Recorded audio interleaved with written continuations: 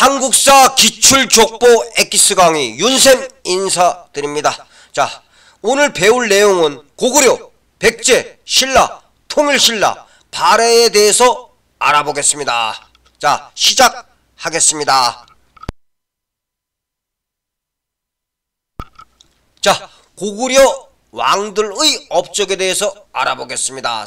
3번 미천왕의 업적. 자, 미천왕의 업적은 낙랑군을 몰아내고 영토를 확장하였습니다. 4번 소수림왕의 업적. 자, 소수림왕 때 율령을 반포하였습니다. 율령이라는 건 여러분들 법을 얘기합니다. 그리고 태학을 설립하였습니다. 그리고 전지인으로부터 온 승려 순도를 통해서 불교를 받아들였습니다.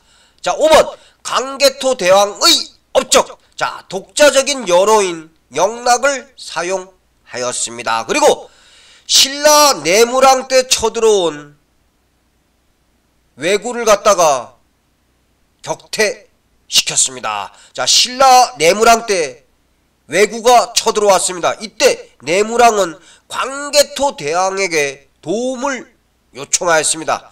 자, 이때 광개토 대왕은 내무랑의 도움을 수락하여 신라에 쳐들어온 왜구를 격퇴하였습니다. 무엇을 통해서 알 수 있냐?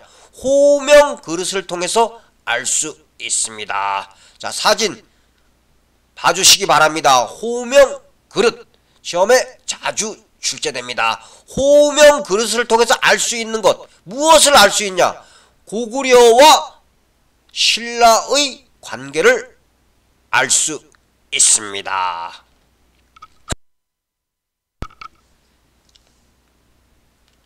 자, 6번 장수왕의 업적.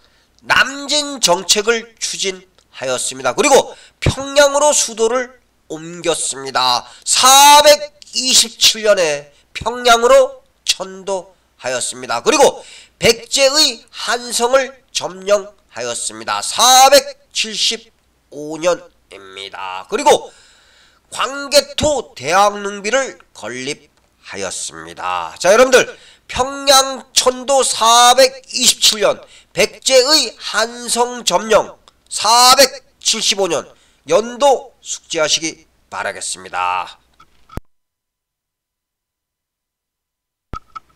자, 다음 백제의 왕들의 업적을 살펴보겠습니다. 1번 고의왕의 업적 율령 반포입니다. 2번 근초고왕의 업적 마한을 정복하였습니다. 그리고 고구려의 평양성을 공격하여 고국 원왕을 전사시키게 하였습니다. 자, 고구려의 평양성 공격은 371년입니다. 그리고 왕위의 부자 상속제를 확립하였습니다. 아버지가 죽으면 아들에게 왕위를 물려주는 것입니다. 3번 심유왕의 업적 동진에서 온 승려 마라난타를 통해서 불교를 수용하였습니다. 4번 문주왕의 업적 웅진으로 수도를 옮겼습니다. 웅진 천도. 5번 동성왕의 업적 중국 남조와 교역을 재개하였습니다. 6번 무령왕의 업적 22담로에 왕족을 파견하였습니다.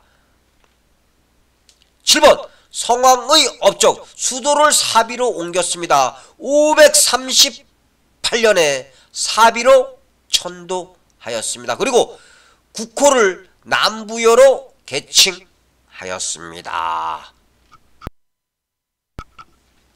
자, 다음 신라 왕들의 업적에 대해서 알아보겠습니다. 2번 지증왕의 업적 오늘날 울릉도인 우상국을 정복하였습니다. 3번 법풍왕의 업적 율령을 반포하였고 금관과야를 정복하였습니다. 4번 진흥왕의 업적 한강 유역을 차지하였고 대가야를 정복하였으며 함경도까지 진출하였고 거칠부 등에게 국사를 편찬하게 하였으며 북한산 순수비 등 4개의 순수비를 세웠습니다.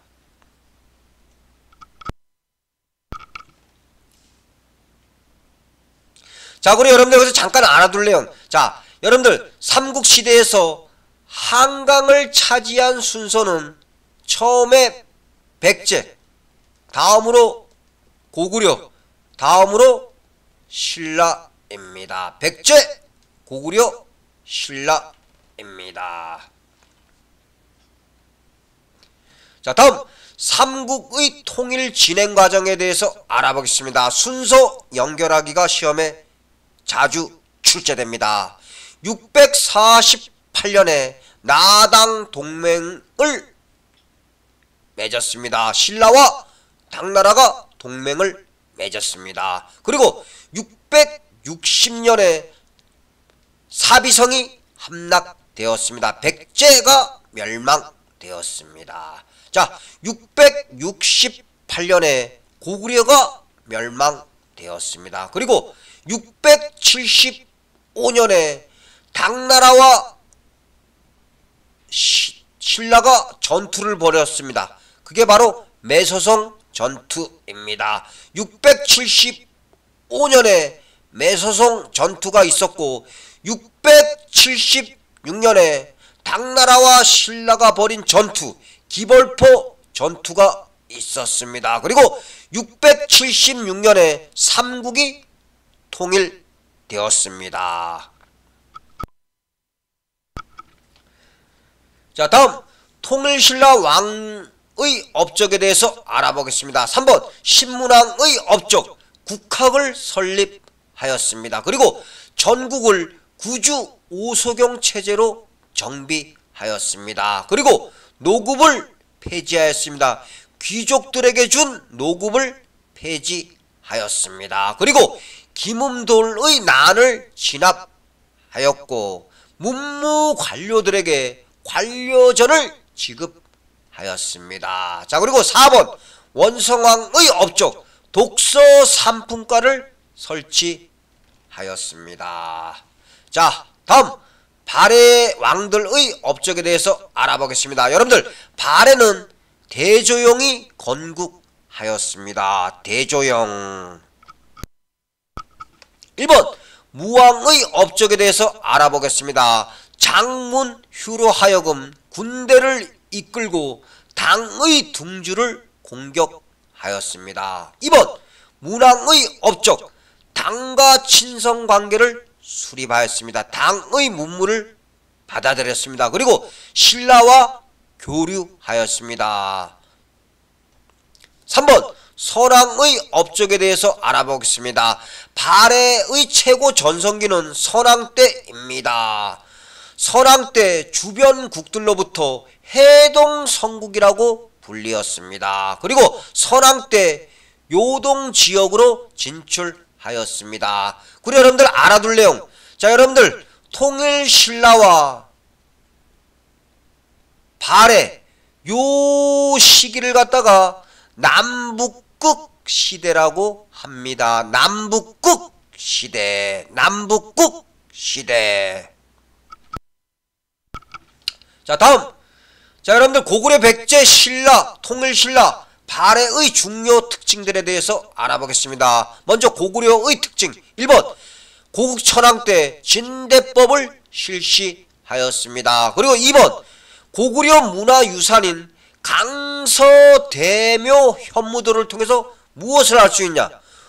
도교가 유행했다는 걸 알 수 있습니다. 강서대묘 현무도는 도교와 관련된 문화유산입니다. 자, 다음 백제의 중요 특징에 대해서 알아보겠습니다. 1번 무령왕 때 지방의 22담로의 왕족을 파견하였습니다. 위에서 설명하였습니다. 그리고 2번 백제 무왕 때 창건한 익산 미륵사지 석탑은 목탑 양식을 반영한 석탑입니다. 자, 사진 잘 보시기 바랍니다. 익산 미륵사지 석탑은 목탑 양식을 반영한 석탑입니다. 자, 익산 미륵사지 석탑 사진으로 한번 구경하시기 바랍니다. 시험에 사진으로 출제됩니다. 자, 3번 근초 고항 때 칠지도를 일본에 전해주었습니다. 아래 사진이 바로 칠지도입니다. 자, 4번 자, 백제 문화유산인 금동대학로 산수무늬 벽돌을 통해서 알 수 있는 것 무엇이냐? 도교가 유행하였음을 알 수 있습니다. 도교 유행. 자, 다음 신라의 대표적인 특징에 대해서 알아보겠습니다. 1번 골품제가 실시되었습니다. 이때 육두품은 골품제의 제약으로 최고 관등에 오르지는 못하였습니다. 그래서 육두품은 학문 쪽에 많이 진출하였습니다. 그리고 화랑도가 조직되었습니다. 자, 2번 귀족 합의제인 화백회의가 있었습니다. 자, 여러분 귀족 회의에 대해서 알아볼까요? 자, 여러분들 신라는 뭐였죠? 신라 화백회의.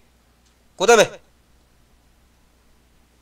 백제는 뭐죠? 백제. 고구려도 알아야 되겠죠? 고구려. 백제 고구려. 고구려는 제가회의, 백제는 정사함회의입니다. 고구려 제가회의, 신라 화백회의, 백제 정사함회의입니다. 모두 귀족회의입니다. 자, 여러분들, 자, 다음 통일신라시대의 대표적인 특징에 대해서 알아보겠습니다. 1번 민정문서. 자, 민정문서는 통일신라시대 촌락의 경제 상황을 보여주며 3년마다 정리하였습니다. 2번 장보고는 완도에 청해진을 설치하여 해상 활동을 하였습니다. 여러분들 장보고를 무엇이라고 불렀죠? 바다의 왕자라고 불렸습니다. 3번 통일신라의 군사조직은 구서당 십정입니다. 구서당은 중앙군, 십정은 지방군입니다. 자, 4번 불국사 3층 석탑을 건립하였습니다. 자, 다음 발해의 특징에 대해서 알아보겠습니다. 자, 1번 고구려 유민이 건국에 참여하였습니다. 그리고 중앙조직은 삼성육부였고 지방행정조직은 오경 15부 62주였습니다. 발해의 중앙조직 삼성육부, 지방행정조직은 오경 15부 62주였습니다. 그리고 발해는 고구려의 계승의식을 가지고 있었습니다. 그리고 3번 최고의 유학기관은 주자감입니다. 주자감. 4번 자, 발해는 거란에 의해서 926년에 멸망하였습니다. 자, 다음 인물들에 대해서 살펴보겠습니다. 1번 원효, 화쟁을 주장하고 아미타 신앙을 전파하였습니다. 원효, 그리고 불교 대중화에 노력하였습니다. 2번 의상, 당에 유학하고 돌아와 화엄종을 개창하였습니다. 3번 해초, 인도를 순례하고 왕호 천축 국전을 저술하였습니다. 자, 여러분들 시험에 반드시 출제되는 내용들만 뽑아서 여러분들에게 강의해 드렸습니다. 자, 여러분들 정확하게 머릿속에 숙지하시기 바라겠습니다. 자, 구독, 좋아요 부탁드리겠습니다. 감사합니다.